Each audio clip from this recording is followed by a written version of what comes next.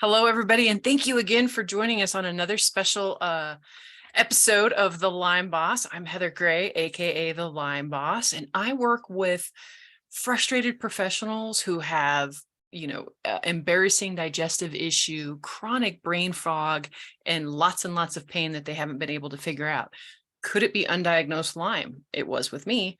I help people get to the root cause of these issues and then get back their life so that they can have an energetic, joy-filled, productive life, right? Who doesn't want that?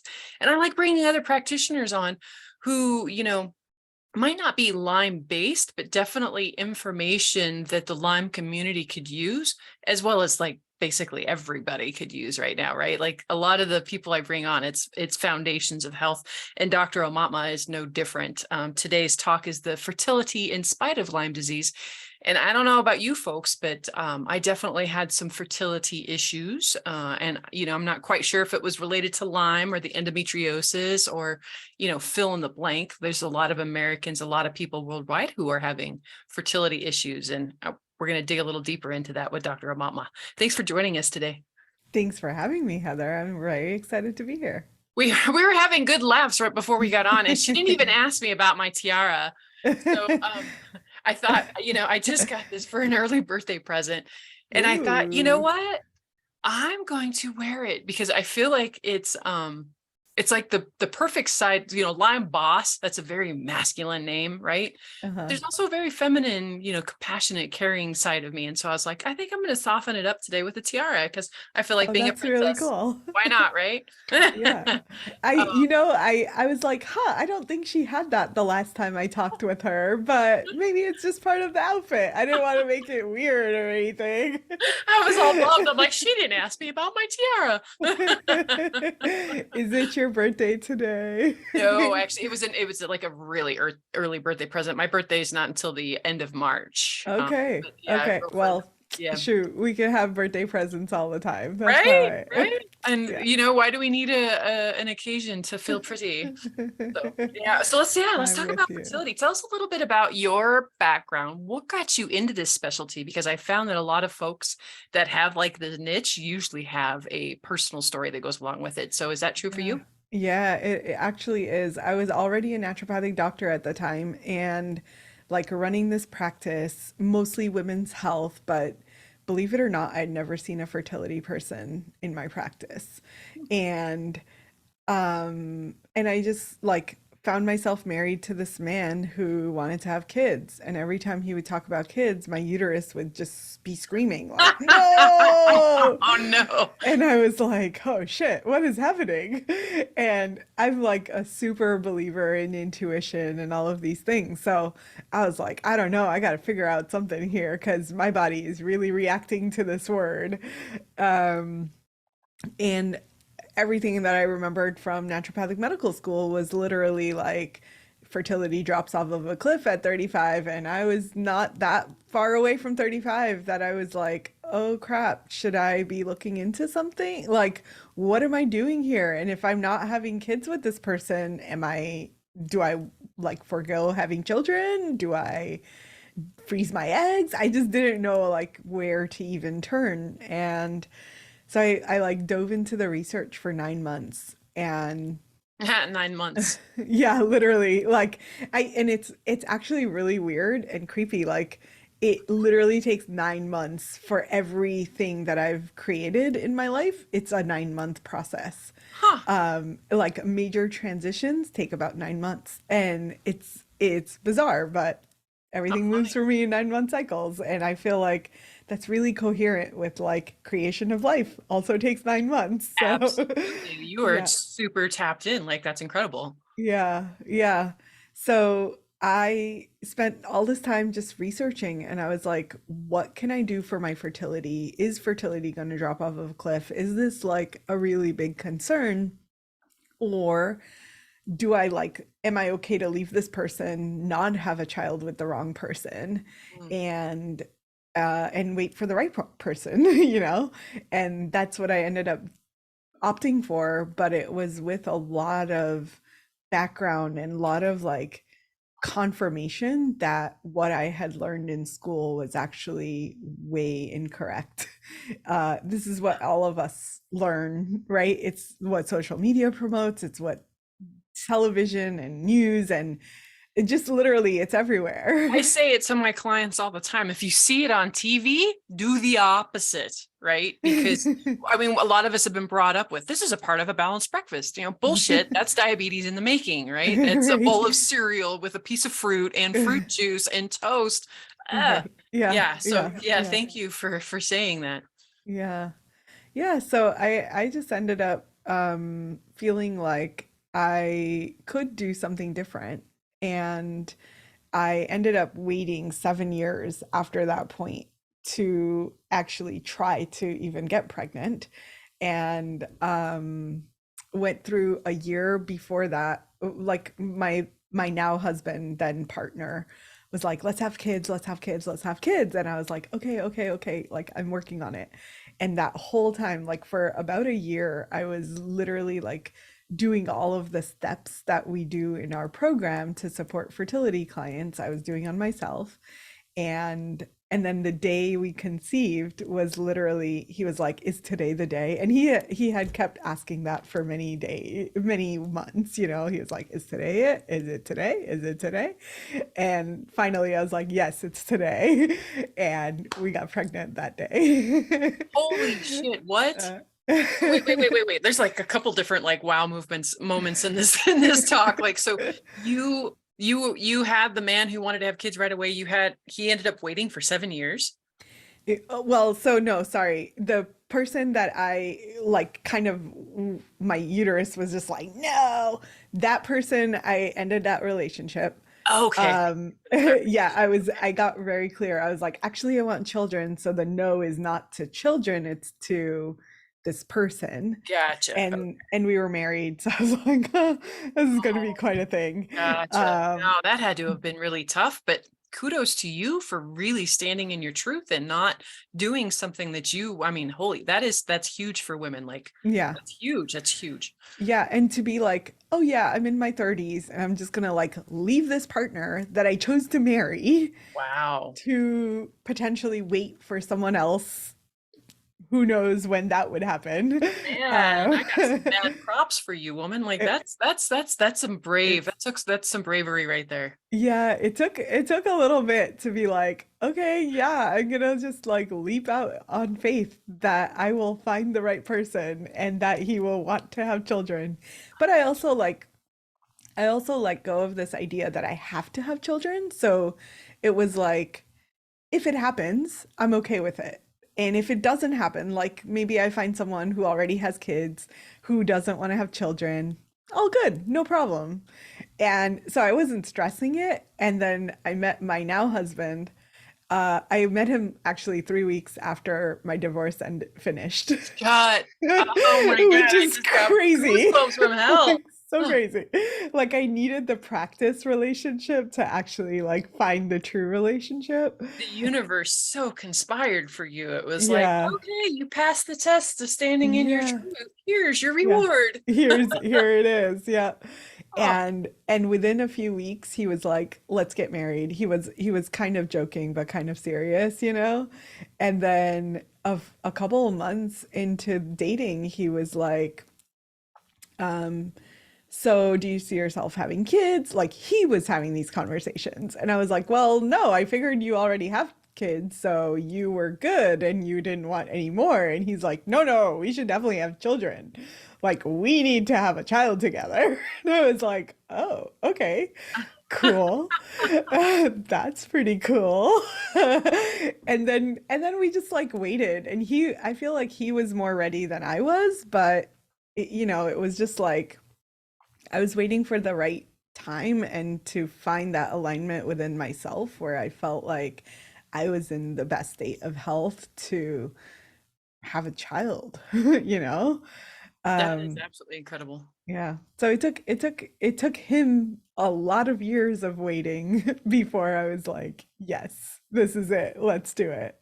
What a Uh, blessing to that kid and to yourself, though, for both of you to be in the state of mind of wanting a kid. Like I was so young and I never wanted kids.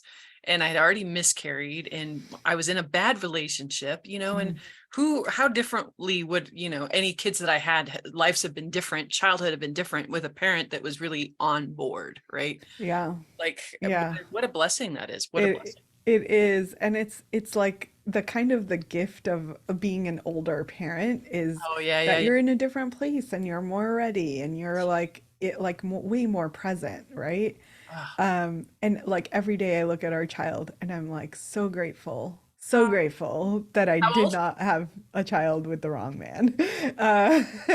Uh, he's now 4.5, almost 5. Ah, okay, still at the fun age. Talk to me again when he's a teenager. Oh my God. I feel like I'll always be grateful that I chose the partner that I chose to have the child with. He's an amazing dad. Aw, And no matter like what's happening with us, it's always still like our child is kind of our love, you know? absolutely. And yeah, so it's really beautiful and I'm so grateful every day. Like I don't care what's happening in my life. I'm like, oh, thank God. Thank God I'm not with the wrong person. Thank God I'm like having a child with the person that I want to have a child with, and that he's actually a good father and like just amazing. Absolutely incredible. A So real yeah, so blessing. thank you for that. What an incredible story. Let's dive a little deeper into Yeah. fertility in the spite of Lyme disease. So yeah, Yeah. talk to me. Yeah, well, Lyme disease and like in general, chronic conditions make it a lot harder to get pregnant, right? So L- Lyme is one of those things that, at least from what I've seen, comes with a whole host of issues that are essentially like on a low level causing inflammation in the body that the body has to deal with. And when the body is dealing with underlying stuff that's just chronically happening at a low grade level, it doesn't have extra resources to give to reproduction. So it's really easy to say, our body's constantly choosing, is it my survival or is it procreation? And it is uh it's not a both and, it's like one or the other. It's I have enough resources to procreate or I need to focus on my own survival. And whenever I need to focus on my own survival, procreation is off the table. So it doesn't matter so much what illness or what dis-ease is happening under the surface. They're all going to lead the body towards staying away from procreation. So I've seen a lot of people that do, and I studied naturopathic medicine in Connecticut where Lyme is super Mhm. rampant. Yeah, yeah. So it's like so much of my training was in Lyme disease, and I was like also, like I just never thought about it, but there have been patients that I've seen with Lyme that definitely are like, I can't have a child, why can't I have a child? They didn't tell me this was going to be the side effect or the downside of it, right? So our process is really like, whenever we are thinking about fertility, it's how do we get you to an optimal fertile state? And that can happen with whatever is happening under the surface. So yeah, we have a patient right now who has chronic fatigue syndrome, like pretty severe chronic fatigue syndrome. Um, she can barely get out of bed. She has so much pain all the time. And she's like, I really want to have a child. And she has an 18-year-old. And I'm like, why do you want to do this? I'm like, you have an 18-year-old. She's also a solo mom by choice. So there, I just don't understand it. She's just like, I just love children. Like, I really want to have a child. Can't get a And job at a daycare. No, oh, sorry. No, no, I yeah, it's that's a tough one. Like I was that's thinking about really, the moral aspect to sometimes of fertility, right? Like hmm I know that there's a pretty hot discussion in some of the Lyme groups that I've hmm seen about mothers who know that they are positive with Lyme disease talking about getting pregnant. And we hmm know that Lyme disease can be can passed to the transfer. baby, Yeah, right? So yeah. what do you like? What do you do? How do you counsel a person around that? Yeah, I think it is a tough decision. And I think that at least from the people that we have worked with, we know that if Lyme is in remission and if this person is has achieved this like optimal fertile state is what we call it, um, the chances Go that way the down. child is going to suffer is a lot lower. Yeah, yeah, yeah. That makes sense. So if like, and at least the children that we know that have been born to mamas with Lyme positive, they're fine. Like they don't have symptoms. They're not showing anything outwardly of Lyme. So, and we'll wait and see. Like some of those kids are only like 3, 4, 5, 6. They're relatively young, right? So who knows? I don't know that it's totally trackable yet, but we do know that so far they are in a good, healthy state. And I think that so much of that has to do with mama's state during pregnancy. So if we know that, then what we have to work backwards. And I think the biggest thing is just like making sure that you are ready to take a longer time to conceive and like preemptively do a lot of healing and a lot of work before choosing to have a child. Absolutely. I had a Lyme client come to me one time and she said that that was her whole main goal was she was already working with a fertility person. You know, Mhm. she wanted to get pregnant like yesterday and I kept trying to put the brakes on it. It was like, whoa, whoa, whoa. Like we really need to get you stable and Right, healthy, right? Before right. we ever talk about, because I mean, Lyme is a parasite and babies are actually like a parasite, right? They Yes. take so much from the body. Like when I Yeah. was pregnant, I never had problems with my teeth. When I Mhm. was pregnant, between the Lyme disease and the pregnancy, like my teeth went to hell, you know, Yeah. and in the 9 months, my hair was falling out. Like I literally felt like every ounce of energy was being literally sucked the life out of me, you know. Yes, So absolutely. And trying to get I've her to said that. understand that, yeah, it's like, I've said yeah, that right. about I'm like, kids too. I'm like, little yeah, the parasite. parasite. Absolutely. And this host was not well enough for that parasite, you Yes. know, but Yeah. man, yeah, Yeah, and I think it's amazing when the host is not healthy enough for the baby parasite, then it really like most of the time it works against us in the sense that it won't even happen. yes, thank But God. That's why I miscarried the first time. I'm convinced. right. And miscarriages tend to go through the roof in women who have underlying chronic conditions because we're not healthy enough to carry that child all the way to term. And our bodies are basically saying, hey, we are choosing us first. I'm putting myself first because I can do this to a detriment to my own body, but I choose not to. And it's really like the survival mechanism kicking in. So we have to consider that if for a person with a chronic illness, Lyme disease, the optimal fertile state actually needs to be way more fertile than even the average woman because you have already like you already have this parasite like you said, Right. and you're going to have another one that Right. you're choosing to have. And sure, it's only 9 months and you're hopefully you'll recover from that, but it can be really a long journey Oh, absolutely. to And definitely longer than 9 months if you choose to breastfeed, right? Because Mhm. that's a Yeah. whole nother level of literally Yeah. the life being sucked out of it. And they're still taking all of your nutrients and still taking all of your resources, and yeah, that it doesn't really end at Yeah. 9 No, months. yeah, absolutely. Fascinating. Fascinating. That's got to be a tough part of your job of getting people to understand that they're not healthy enough and the things that you have to do. Like, always just thought fertility specialists, doing like the IVF and, Mhm. like the hardcore ways of making fertility happen. But it sounds like you're really going in at the root cause and building a person up the way that they should instead of just implanting a bunch of babies in them. Yeah.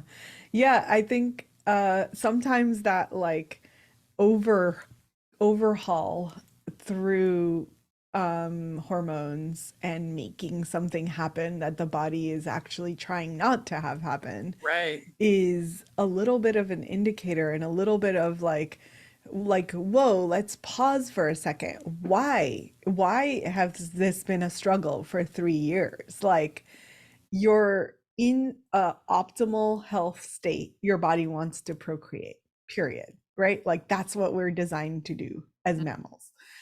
So if body wants to procreate is the natural state, then what's pulled us out of that natural state that's making it so much harder to conceive or to carry to term? And often asking that question leads down very different pathways than when we just like, oh, we can just give you progesterone and estrogen and like growth hormone and whatever like hormones that we need to like get your body to do what it is that we want it to do. Absolutely. So Yeah. yeah, absolutely. Like getting to that root cause level and being able to say like pause, let's assess everything. And even for some of these like Lyme patients that we have worked with, a lot of them actually Lyme may even be in the background. They had thyroid issues, gut health issues, right? Like so many things happening under the surface that I'm like, well, you're just 30. Like, how is this happening? How do you survive this? So I think it's really important to when you know that you have something that is going to make things more challenging, preparing for it, preparing to get your body in that optimal fertile state. This should be for everybody, but definitely for people that are struggling with health stuff. And then making sure that the practitioner that you're working with is really looking at every single angle of what could be going on that is potentially taking you away from that optimal state. Absolutely. I know it's so sad. I had a recent client sign up and she's like, "Oh, I'm slightly overwhelmed. I didn't realize your course was going to be so, so involved." And I'm like, "Well, yeah." I'm like, did you think I was just going to give you a pill or a supplement and send you on your way?" I'm like, "We're going to dump your life upside down and we're going to keep what works and we're going to get rid of what doesn't, because Yeah, if nothing changes, nothing changes, right? Like right. our best thinking got us here, our best actions got us here. So if we want to do something different, we need to go a different direction. Absolutely. So Absolutely. I love technology these days to help us out. And I think I noticed on your hand an Aura ring. Is that what that is? Yes. Yep. Yes. I Yeah. want one so bad. I just haven't been able to afford one yet. Um, Birthday present. right. That's just right around the corner. Um, Tell me, how have you noticed, what do you like about the Aura ring, and can it be used to also kind of help optimize fertility? Possibly, yes. Possibly. Okay. So I'm testing it out, which is why I have one. And Got by it. the way, this should be like a business expense. Like you need this Oh, yeah, yeah, for yeah. your business. Yeah, yeah, yeah. So Yeah, good point. Yeah, there you go. absolutely. Absolutely. Your business needs to get you this present. Yeah, absolutely. Well, and That's the bioenergetic work that I do, yeah. I want to do the experiments. I want to see how actually the infoceuticals that I take and the bioenergetic work that I do, Mhm. how it affects my sleep and how it affects my Yep. body. Because if I've got that real data of like, this is how it affects me, like, boom, like that's beautiful, Yeah. right? Data is so key. Ah, So yeah, I love the Aura Ring. The when I first got it, the first 6 months really is crucial because that's where your body is getting the feedback of like, oh, I know that I slept crappy because I see the chart. mhm, And then I know what I did the night before that caused me to have the crappy sleep. So it's you're intellectually like making all the connections right. where be like, oh yeah, that totally messes with my sleep. I'm not going to do that anymore. Probably not going to have a glass of wine because my sleep is going to be totally shit. Um, so absolutely helpful in that sense. HRV has been the other thing that I think is absolutely fascinating, and I'm actually trying to see if there in the research if there's a correlation between HRV and male fertility, Mhm. because in theory, like higher HRV, probably better fertility. But it would be cool if there were some studies on this, because there are not really great ways to assess male fertility outside of semen analysis. And essentially, like sperm only turn over every 4 months. Mm. So if you don't have a way to know if the changes that you're making is going to have a tangible effect on the sperm, you're waiting 4 months to get a response. Mm. Whereas for women, like we use BBT charting, temperature tracking, to have the instant feedback of like, I can look at a chart and be like, oh, your hormones were messed up this month. Let's tweak this and do something different. Right. So that feedback loop has been so important for the women. And we've got that system so finely tuned in that we can be like, yep, we know with predictability which thing is going to create which change, which is going to create what thing in your BBT chart. We would love to get to that point with male fertility, and there's just nothing right now. Mm. So I'm very curious about the application of this for male fertility. But as far as like overall health, I think HRV is a really great indicator. And then Aura Ring just rolled out their collaboration with Natural Cycles, which is an app that tracks basal body temperature. I'm still waiting on the feedback of this, because like all of the research that I've done is like there's no way that you can get accurate basal body temperature from distal extremitities. Ah, So it has to be like the core of your body is right. where you get BBT. So Wear the something around your neck. It's a special necklace. In the well, morning, you like can you feel could it do like a tightening up. little patch at the back of your neck or something, or like it like the thing we use right now is an armband that you just put on for before bed. So it's doable at the core, but is it accurate Mhm. on here? And it obviously, like Natural Cycles is really well respected, and they did all this research and they're FDA approved and all this stuff. Hmm. So yes, they like predictably speaking, they can track ovulation and predict ovulation relatively well. Wow. But when we're using it in like such a bigger context, like BBT for us is not just about ovulation. Like we want to know what's happening with your FSH, your estrogen, your LH. Like I literally want to know every single hormone in your body, and I'm picking up that information from your temperature chart. Hmm. So is Natural Cycles temperature tracking accurate enough for me to get to that level of nitty gritty?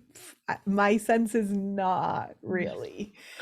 Like the charts are just not as readily reflective of all the hormones. So we're still working on it. It's a work in progress. Some people come in with Aura Ring, so we'll ask them to submit their Aura Ring data plus their um, armband data so that we can do a side by side comparison and That's just. incredible. We're such dorks. I love it. I know when I was telling my husband why I wanted the Oura ring and what kind of experimentation I wanted to do, he's like, "You're such a dork," and I'm like, "Are you new here?" Duh.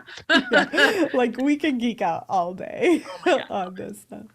Hey, give me we're almost at time here. Give me like the one like thing that you want to leave our audience with today. Um, A closing what can we nugget. leave our audience with? I would say, like, if you have a chronic condition that, regardless of what it is, Lyme disease, some other parasites, some like chronic fatigue syndrome, whatever, then in order to prepare for fertility, think of it as the long game, not the short game. Think of it as like, how do I prepare my body for sometimes for years before I get to the point of wanting to have a child? Amen. And and part of that preparation should be hormone testing very early on. Like, do that hormone testing as early as you can plausibly think to do it, and get frequent baselines so you can say, okay, like this is actually pretty consistently out of whack, or actually the hormones are okay, but my gut is like total garbage, right? Like, really tune in to everything that your body is telling you and get that feedback through actual lab testing, because wasting time when you actually start trying to conceive, you're already like, anyone that I've ever met is like, I want to be pregnant 5 Yesterday. years ago. Yeah. Yeah. Like, it's never like, yes, I'm aware that I want to be pregnant in a year from now, right? Like, most of the time we're already like, oh, I've been trying for 1 month and I should have been pregnant last month. Right? Like, we believe that it should happen instantaneously. So Right. really like question that belief and mindset and focus on what are all of the signs and symptoms and little indicator blinking lights that are happening in the body telling us that maybe something is out of whack, and take the time to work on those things. Absolutely. Oh my gosh, that's brilliant. So now it is shameless plug time. So where can people find you and what are you working on right now that you would like to give a shameless plug to? Oh, well, that's fun. I people can find me on Instagram at holistic fertility doctor. And the shameless plug would be, if you are a provider listening to this and you're like, oh, fertility sounds interesting, I would maybe like to do that someday, then reach out to us, because once a year we launch a practitioner training program that mentors practitioners and providers into becoming fertility experts with fertile businesses. So that's our jam. And yeah, and of course, if you're not a practitioner but is like fertility on the path to trying to get pregnant, then definitely reach out to us. We can of course help you with that as well. Absolutely. Awesome. Thank you so much. And don't forget to check out thelymeboss.com. I have a free cooking series that's a lot of fun, very educational. And don't forget to share, like, subscribe, right? Like, pass this beautiful information along. You never know whose life it could end up, improving, saving, like legit. But in the meantime, have a healthy day.